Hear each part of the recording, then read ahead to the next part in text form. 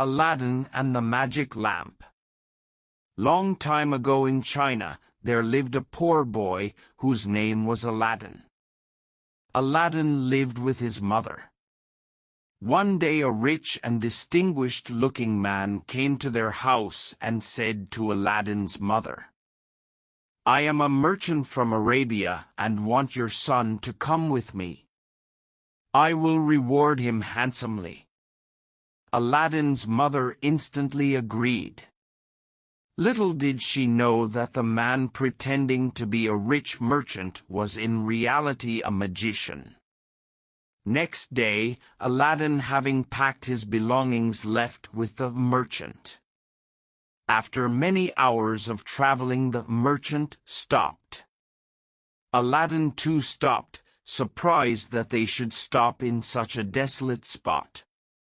He looked around. There was nothing in sight for miles.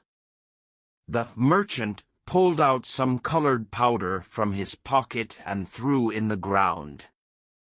The next instant the whole place was filled with smoke.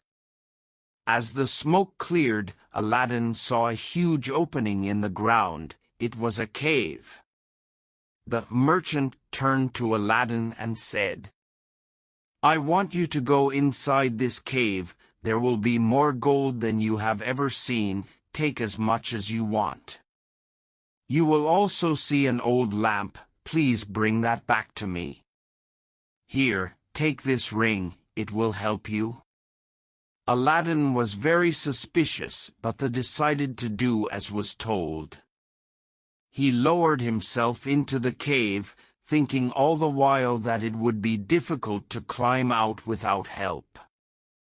Aladdin entered the cave and, just like the merchant had said, saw gold, jewelry, diamonds, and other valuables. He filled his pockets.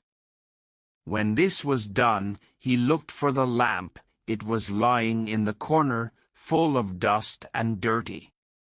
He picked it up and ran to the cave's opening and shouted to the merchant, "I have your lamp. Can you please pull me out?" "Give me the lamp," said the merchant.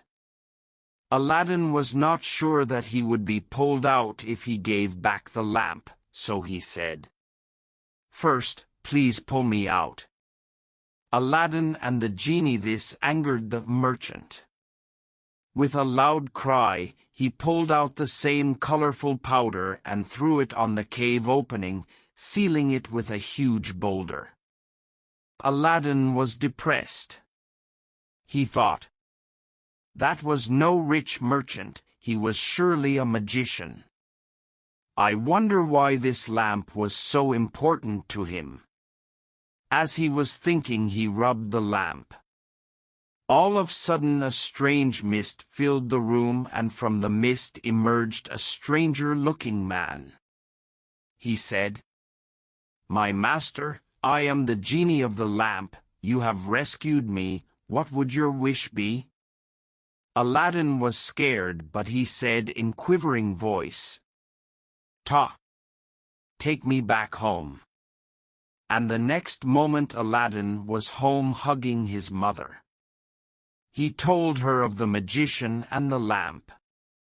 Aladdin again summoned the genie. This time when the genie appeared, he was not scared. He said, "Genie, I want a palace, not an old hut." Again, to Aladdin and his mother's amazement, in front of them was a magnificent palace. Time passed. Aladdin married the Sultan's daughter and was very happy. It so happened that the evil magician got to know of Aladdin's good fortune. He came by Aladdin's palace pretending to exchange old lamps for new. The princess, Aladdin's wife, not knowing the value of the lamp to Aladdin, called out to the magician to wait. As soon as the magician saw the lamp, he grabbed it from the princess' hand and rubbed it. The genie appeared. "You are my master and your wish is my command," he said to the magician. "Take Aladdin's palace to the great desert far away from here," ordered the magician. When Aladdin came home, there was no palace and no princess. He guessed it must be the evil magician who had come to take revenge on him. All was not lost. Aladdin had a ring that the magician had given to him. Aladdin pulled out that ring, rubbed it.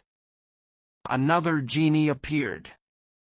Aladdin said, "Take me to my princess." Soon, Aladdin was in Arabia with his princess. He found his lamp lying on a table next to the magician. Before the magician could react, Aladdin jumped for the lamp and got hold of it. As soon as he had the lamp, Aladdin rubbed it. The genie appeared again and said, "My master, Aladdin, it is indeed good to serve you again. What is it that you wish?" "I want you to send this magician to another world so that he never harms anybody," said Aladdin. Aladdin's wish was carried out. The evil magician disappeared forever. The genie carried Aladdin, the princes, and the palace back to China. He stayed with Aladdin for the rest of his life. Akbar's dream.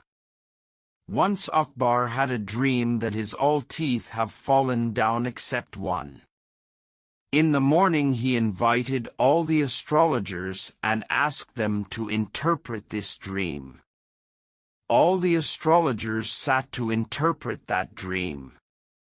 At last they all reached on this conclusion that it meant that all of his relatives will die before him. So they said the same to Akbar. Hearing this, Akbar felt very bad and got concerned about his relatives. He sent all the astrologers away without giving any gifts to them. He got restless. The whole day passed, but he could not find rest in his mind. In the evening Birbal came. Akbar told his dream to Birbal too and asked him to interpret it. Birbal thought for a minute and said, "This means, Huzur, that you will live very long and much fulfilled life than any of your relatives." Hearing this, Akbar got very pleased and he rewarded him heavily. Birbal had also conveyed the same thing as the astrologers to the emperor, but in an intelligent manner. The little girl and mushrooms. It was a fine summer morning, perfect to be outdoors. Two sisters had been out mushroom picking, and were on their home with heavy baskets full of mushrooms. They sang songs on the way, and played with each other. Soon they reached a point where they had to cross a railway track. They did not think twice about crossing it since there was no train coming, and they could not hear any whistle. They slowly climbed the embankment to cross the track, taking care not to drop the baskets. They were very near the track and the little sister was about to cross it, when they heard the distinct horn of a train. The older sister got frightened and ran back. She thought that the young one was following her. She turned back and was shocked to see her little sister still crossing the track. "Come back here, run back fast," she screamed. It seemed that the little girl could not hear her sister. She was still concentrating on stepping over the track with her little feet and holding on to the basket. Then she tripped and fell on the track, scattering her mushrooms around. She sat down and began picking them up and putting in her basket. In the meanwhile, the elder sister had become hysteric.